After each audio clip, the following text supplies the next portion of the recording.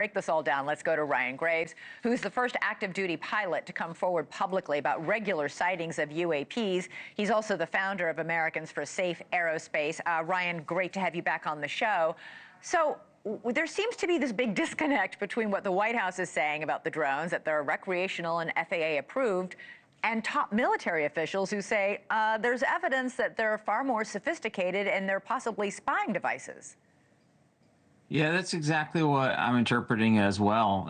There seems to be this policy of downplaying this issue from the executive branch itself, while individual components from the executive branch, such as the FAA, and the DoD, are both proclaiming pretty loudly that they don't know what these are. They're not responsible for them. They haven't authorized these flights.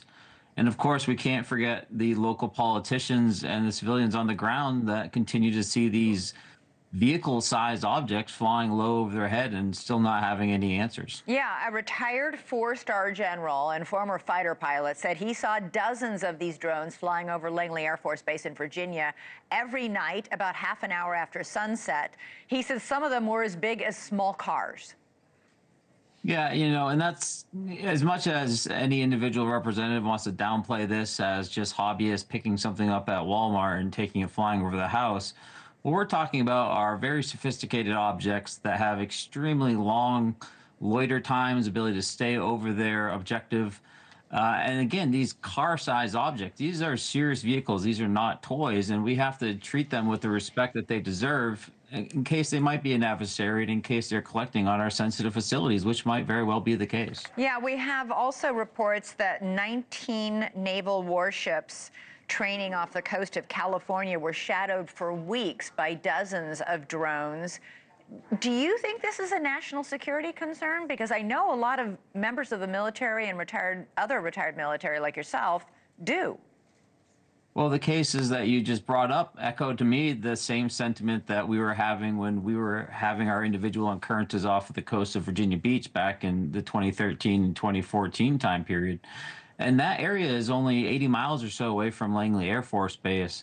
And it was, in my opinion, a national security concern when it was happening back then. And although we've talked a lot about it on the show together, it's still a gaping hole in our national security that we've yet to plug. Yeah, we heard Armed Services Committee member Senator Tommy Tuberville in our setup repeat the White House line that it's all fine, nothing to see here.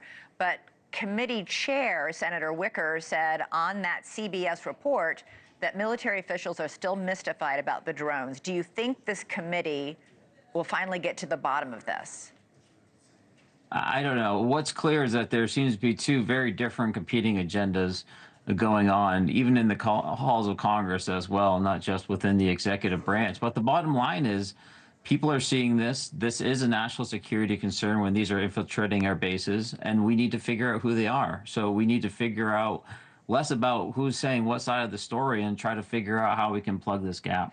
We aren't hearing very much. I mean, there was a time late last year when these drone sightings led almost every newscast that I anchored here. It was huge news, front page news, lead story news, everywhere. We are not hearing anything more about the sightings lately. Do you think that they've stopped, or do you think that, there's just so much other stuff going on that its attention has faded?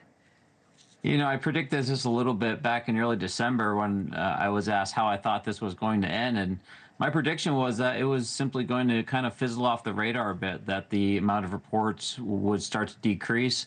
The media cycle would start to focus on something else, especially around the holidays. And unfortunately, that's exactly what happened. Americans for Safe Aerospace, we receive a lot of reports from not only pilots and professionals, but from the average civilian as well. And at safeaerospace.org, we've been receiving many reports from the New Jersey area and elsewhere about similar incidences, as well as, of course, following various social media posts and otherwise. We're fairly confident that this is still occurring, and we are looking at options of being able to bring some counter-UAS technology to bear on this problem. What does it mean when we have these military generals saying that these drones that were hovering over aircraft or over Air Force bases were impervious to radio jamming?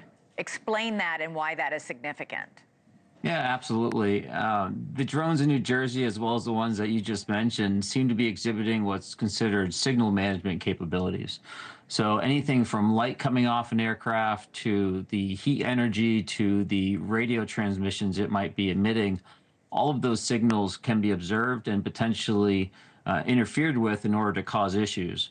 So if those objects are being controlled from a central location, if they can intercept those radio frequency waves and essentially hack into it and tell it to either land or to go back home or to perhaps even find out where it came from. That would be the goal. But in the cases off the coast, as well as in New Jersey, they failed to be able to track the location based off of their radio frequency. Thanks so much for watching. Go to joinnn.com to find NewsNation on your television provider.